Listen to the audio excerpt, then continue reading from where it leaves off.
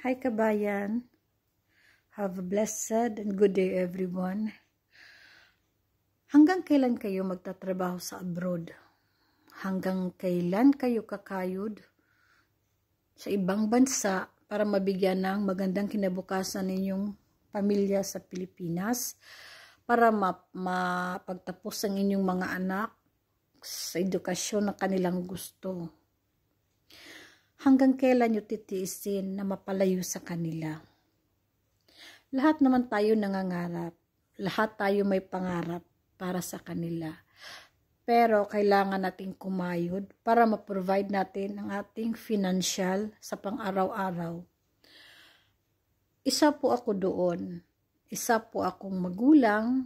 Isa po akong ina na nag-iisang itinataguyod ang aking mga anak, ma-provide ang kanilang pangangailangan, ang kanilang pang-edukasyon. Isa rin po akong katulad nyo na nangangarap na mabigyan ng magandang buhay, magandang kinabukasan, na kahit masakit sa ating kalooban na mapalayo sa kanila, ay wala tayong magagawa kundi gawin ang nararapat para sa kanila.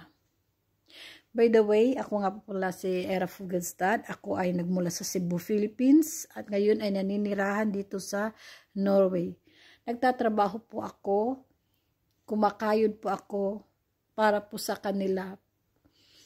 Pero minsan may time na dumarating na kakapusin ka po talaga. Hindi po talaga enough yung sahod mo.